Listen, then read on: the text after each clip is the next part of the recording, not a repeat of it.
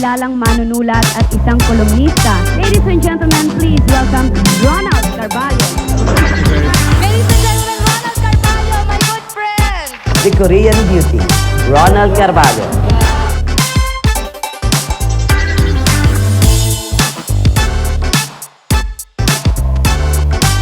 Direct Kwentuhan with Ronald Carvalho. Hello everyone! Ronald Carvalho here. Ito po ang Direct Kwentuhan uli for today. As usual, kasama ko ang aking YBR production team at ang aking very special guest for today. Narito po kami ngayon sa pinakamagandang area ng L'accent Hotel, ang Prima Lounge dining area kung saan mga espesyal na panauhin ang mga nakakapasok dito sa area na ito. Siyempre, ang aking special na guest for today. Naging controversial kamakailan pero mula sa isang napaka-prominenteng pamilya at showbiz clan. He is a GMA Sparkle artist mula sa pamilya ng mga mulak ng show business.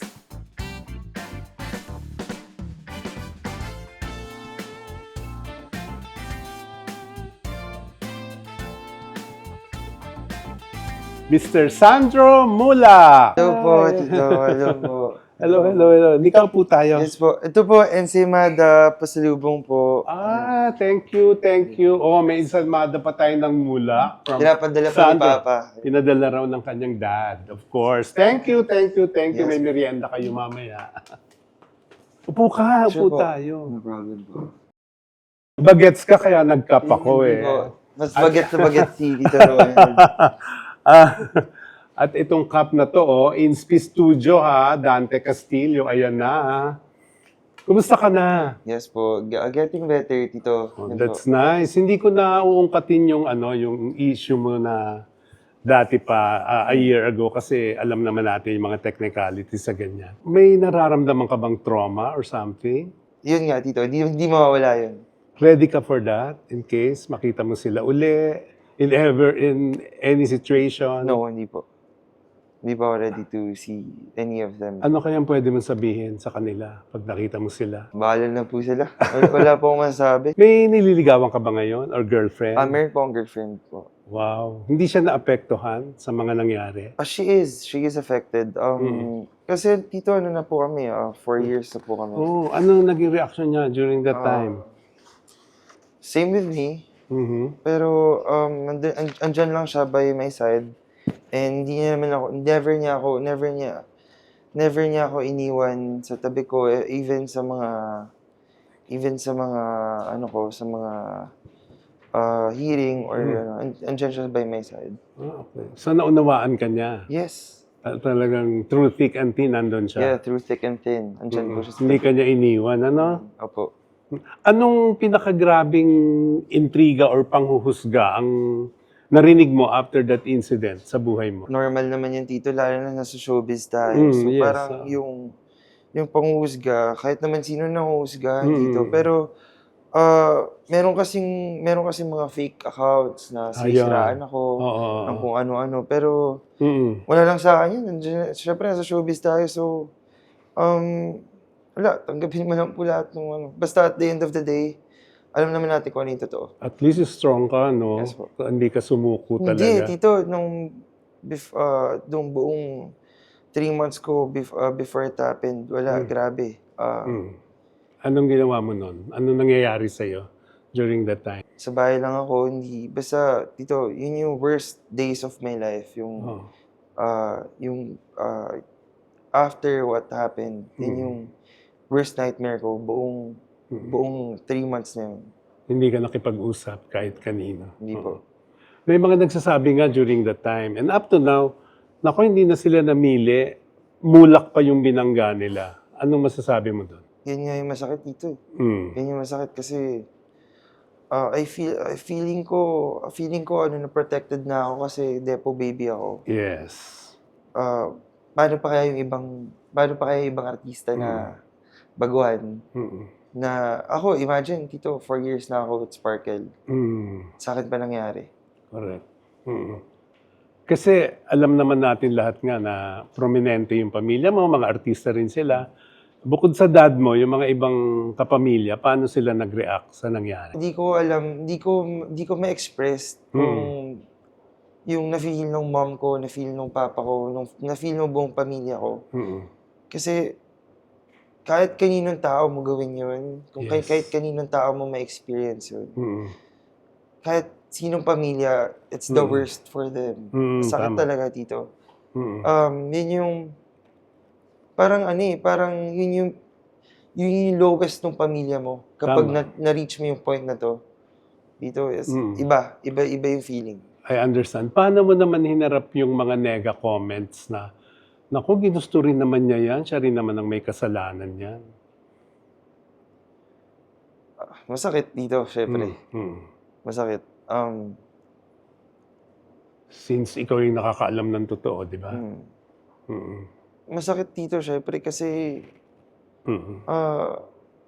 andun ako, alam ko yung sa sarili ko kung ano nangyari. And, Tama. diba? Yung pinaka na-feel ko lang dyan kasi, yun nga, bashers. Mm. Kailangan ko lulukin lahat yun eh. Kasi, Tama. ang dami ko na pagdadaanan, mababasa ko pa yun. So, wala na. As in, tinulungan ako ng family ko, tinulungan ako ng psych ko to overcome with it. So ano pa ang kaya mong tiisin na pagdaanan after that? Na Wala na, darating na Tito. intriga? Wala na po, ito na yung worst. No? Ito na yung So worst. lahat ng susunod, kaya mo na eh, no? Wala na, Tito. As in, I was, mas naging aware ako of my surroundings, and parang, akala ko, yun nga, Tito, as I said, akala ko protected na ako. Yes. Kasi, Tito, tagal na ni Papa sa showbiz. Exactly. At ako, ito, di ba? Kaya nga. Parang, imagine, ilan kami sa Mulak na nag-aartista po. Tama. Yun na nga. Kalat na nga po kami. Meron kami taga-ABS. Meron po kami, ako po taga-GMA. Hindi, Meron po kami taga-Viva. Diyos ko, saka hindi lang yun. Ang tita mo, movie queen, Amalia Tita Puentes. Amalia Puentes, Lola Great Amalia. actor, Aga Mulak, uncle mo, di ba? So talagang prominente nga yung pamilya. Anong advantage and disadvantage naman sa iyo noon na yung mga sinusundan mo talagang prominente sa show business? Ang disadvantages, malaki yung expectations sa akin. Kasi, pero nung Tito kasi, hindi po ako humingi ng tulong kay Papa nung pagpasok ko ng GMA. Actually, nung pandemic po, nag-audition po ako online sa Sparkle. Then I waited for 8 months po or longer para po matanggap ng Sparkle. Then nagulat na lang po ako, nag-email po sa akin yung Sparkle na nakuha nga po ako. So sarili mong sikap talaga, Opo. hindi dahil sa apelyido Yes po. o pamilya. Yes So po. may pagmamalaki mo yun, no? Yes po. At hindi alam ng tao yun. Yes, diba? yun nga po. So yung talent, paano mo hino-hone na maging mulak actor ka rin na yung tatak ng mulak talaga? Kasi po, Tito, nung bata po ako, nagteteatro po kasi si Papa. Siya po nagdidirect ng mga El Filibusterismo, Okay, Malimitangin sa mga plays for mga college students or high school students. Tapos, may one time, yung Batang Crispin po, hindi umattend ng play. Kasi may sakit or lagnat. Kasi hindi po siya nakapunta. Then ako po, as lagi akong kasama ni Papa sa pag nagdidirect siya, hinila lang niya ako from the audience. Tapos pinamemorize niya sa akin yung script under 10 minutes ng Batang Crispin. Ilang taong ka noon? Siguro po 11 or 13 years old. Dun po. Tapos pagsabak po agad nung sa stage, nagawa ko po. Tapos tuwan-tuwa si Papa. Then parang nakita ko na, kaya ko naman pala. Oo nga. At So, sa why not? theater pa yun, Yun nga po, At least may background ka rin sa theater Oo. at a very young age, di ba? So ano yan, diyan nagsimula yung Opo. interest mong mag-artista? Yes O po. bago pa yun, may interest ka na?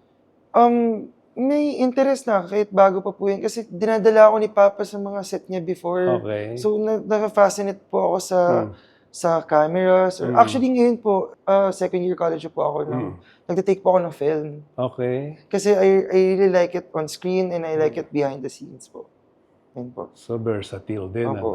Mula ka nga talaga. Yan po. Sinong nilulook forward mo pa na sinusundan mong yapak bukod sa pamilya mo? Nilulook up ka bang artista? Lahat naman, Tito, nilook up ko as long as As long as mga friends si Papa, lahat, ang dami, mga, Mm. kahit naman sila Tito Aga, look up ko yan. Oo. Idol. In terms of acting, attitude, ano? In terms of acting and attitude, Mm. mabait ko na na-meet si Kuya Alden Richards. Okay. Mabait to Alden. Every time na nagkikita kami Kuya Alden, oh, Sandro! Mga ganun siya. Kasi nag-work na rin siya ni Papa, nag-work na rin siya ni Alonzo. Yun po. Kumusta na nga pala yun? Si Alonzo, yung brother mo. Yes po, si Alonzo on school po. Older ba siya sa'yo? Younger? No po, younger po. Younger. Yes po, ano pa lang po si Alonzo, 15. So, nag-aaral lang muna sa ngayon. Opo. Sa Lasal Green Hills po siya sa school. Nabanggit mo si Alden Richards, so siya napasikat na ng Sparkle, di ba? Ganon din ba yung path na tinitingnan mong mangyayari sa karir mo? I GMA Sparkle? don't wanna look up po sa future. Bahala na po kung ano mangyari. Pero as of now, doing my best. Yes, kung kaya, let's go with the flow dito. Pero as far as GMA 7 Sparkle, anong plano raw nila for you? I'm keeping with touch naman with my managers, kila Sir Daryl Zamora, kila Miss Joy. Pero I have taping po next week. Okay. So, yun. Anong mga dream project mo? Dream projects, siguro action. Action. Mag-turn on ng action. Action movie? Or action series. Mm. May favorite kasi ako nung bata ako, may pinapanood ako dati. Yung kay Kuya Jay Cuenca, Palos. sobrang astig na astig ako noon kay Palos. Kuya Jay. Kasi sobrang ganda. And napanood ko rin kasi yung kila Tito Cesar Montano na Palos. Diba? Oo. Na-remake na nang na-remake yun eh. At least po. yung naabutan mo yung time mo na. Yun nga. Pero 60s pa yung Palos. So, daddy naman ni Sherlyn Gonzalez yun yung gumanap. So, Tagal na. hindi mo na yung naabutan dahil wala ka pa sa mundo. May gusto ka bang maging leading lady in the future? As of now, Tito, wala pa naman. Wala naman po. Kung ano po ibigay, dun po tayo. You know? Kung maganda yung chemistry, then why not? Oo. Sino na-imagine mo nga na may chemistry ka somehow? Sa tingin mo? Parang pag naging leading lady ko to, magiging big star ako. Ate Sanya Lopez. Okay. Hindi naman ahead sa'yo yun. Oo, hindi naman po ahead. I mean, mas ahead. Oo. Yun po. Feeling sa Ate Sanya. So si Sanya lang yung naiisip mo for now. Opo. Sino ang crush mong artista? Wala po eh. Hindi ba magsiselos yung girlfriend mo? Hindi po actually, ano nga po eh, if she had their kissing scenes, then may kissing scene siya, then if may kissing scene din po ako, then very respectable po kami on each other's work. So artista rin Yes yung po. girlfriend mo. Sino siya? Chanel Agustin po. Sa GMA din Sparkle yan? din po, yes po. Tapos 4 years na kayo, Yes sabi po, mo? 4 years po. So ang career din niya, parang katulad mo, sabay kayo nagsimula? Halos sabay po, nauna lang po siya for months. So nakikipag-kissing scene na ba siya? Nakipag-kissing scene na po siya before sa show niya, The Fake Life. Yan po. TV show yon? Opo, TV show. Kasama ang nakakissing scene pa nga po niya nun si Will Ashley. Okay. Yun po. So very respectable naman po kami ng Oo each nga. other's work. So walang selosan. So napapanood niyo yung ginagawa ng isa't isa? Opo, napapanood Let's mo say yun. nung napanood mo yung kissing scene na yun, paano ka nag-react? Masaya po. Natuwa po ako na, na nagagawa niya yung ganung role. And natuwa rin po siya nung napanood niya po yung sa akin. Ano ba yung ginawa mo? Wish ko lang, May love scene din? may kissing scene lang po. Hindi rin siya nag-react noon? Hindi rin po. Wala.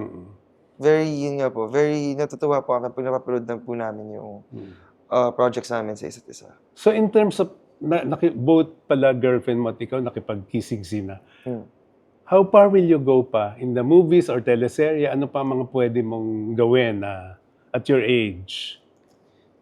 Ang pinaka-favorite ko po kasi talagang ginagawa dito is drama talaga. Kasi Okay. yun yung na-hone ko even nung nagtateatro pa ako.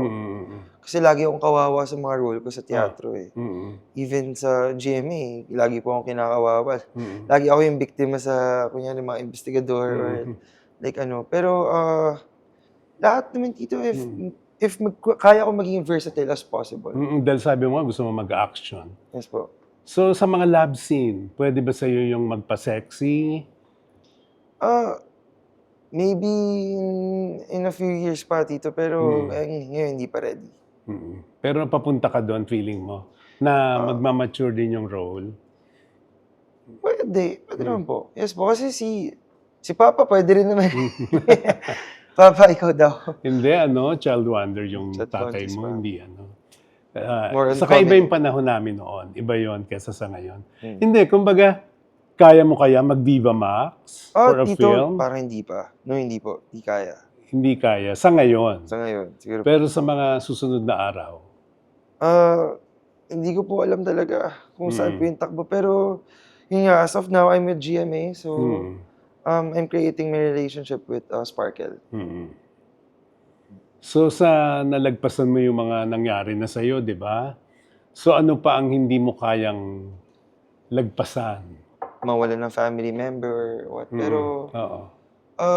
as of now, naramdaman ko na and na-experience ko na yung worst of my lifetime siguro.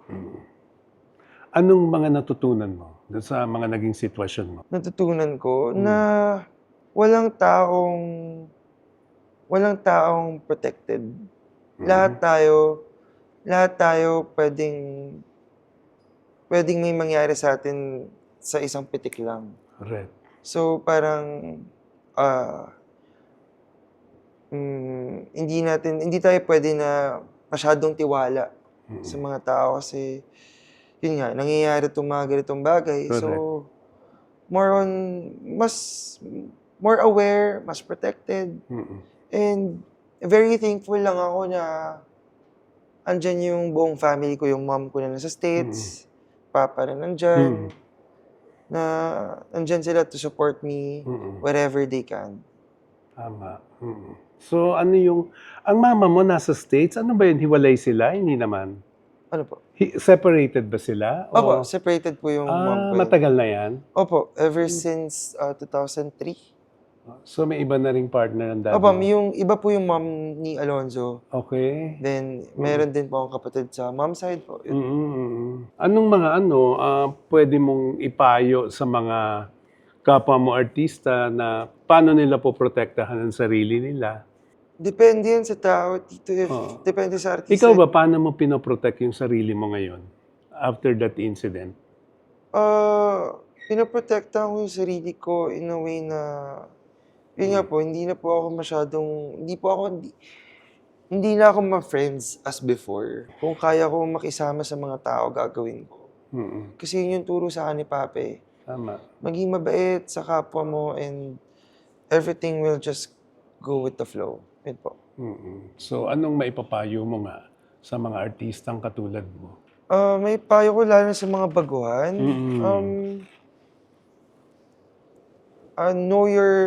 Know your boundaries, know your limits, and yun, alagaan niyo yung sarili niyo, and be more aware sa surroundings. Yun lang. Ano naman ang message mo in general sa mga taong mapagsamantala, pinagsasamantalahan ng kahinaan ng ibang tao? Alam niyo naman siguro yung consequences if alam niyo yung totoo nangyari. Yung mga intriga pang darating, paano mo pa sila haharap? Ito yung pinasok ko dito showbiz So, Tama, oo. lahat ng intriga, hindi naman titigil yan. So wala nang makakasindak sa'yo, kumbaga. As I said before, Tito, na-experience ko na yung worst of my life. Talagang pinatibay ka na ng agad ng sitwasyon na Dito pinagdaanan kasi, mo. kapag kung magpapadamay pa ako dun sa naramdaman ko and sa mga bashers o mga umiintriga sa akin, Tama. wala na mangyayari sa akin. Baka yung depression ko to the highest level, hindi, mahirap na kontrolin yan Kaya, yun yung maganda sa pag-aartista. Kaya mong i-controlin yung emotions mo. Kaya mong dalhin yung sarili mo in a good way. Kahit pa paano. So with that, thank you so much. Thank you po, at Tito pinagbigyan mo kami na Yes po. mag-guest ka sa amin. Meron akong souvenir sa iyo. Wow! Oo, buksan Thank you, mo. Tito. Oo. Sige po. Yan, tapos mag-cheers tayo. Sige po. Direct Kwentuhan with Ronald Carvalho. Yan. Cheers, Tito. Cheers. Congratulations po sa buong team ng Direct Kwentuhan with Tito Ronald Carvalho. Thank you, thank you, thank you. Sa'yo yan, souvenir mo yan. Thank you oo. po, Tito. Oo. Ay, Tito, itong laki si Oo Madeline nga, po. di ba? Oh, Try ayan natin. na. Ito may- po with flavor naman. Ito Oh, yan ito po. yung plain. Regular cheese. Ito Regular naman po yung cheese. may flavor. Oh, ito raw. Mulak, ensaymada. May Thank yung ube, you. may salted egg. Ayan, may meriendahin ng buong staff. Thank you very much. Yan. Shoutout mo si Papa, Oo, Tito Ronald. Nino, Mulak. Next time, ikaw naman ang guest ko. Diba? So, thank you. Thank you again, Mr. Dante Castillo of Inspi Studio para sa aking mga shirt na very comfortable isuot sa show. At especially with this cup, nag-cup ako dahil bagets na gwapo ang aking bisita. Ayan, so... At of course, kay Elmer Pacificar of Fanny Serrano for my grooming. Maraming salamat po. Maraming salamat sa lahat ng nakapanood today at kahit nasaan man kayo sa mundo. Till next week, Direct Kwentuhan with Ronald Carvalho. Katotohanan, walang etsingan. God bless you all. Thank you.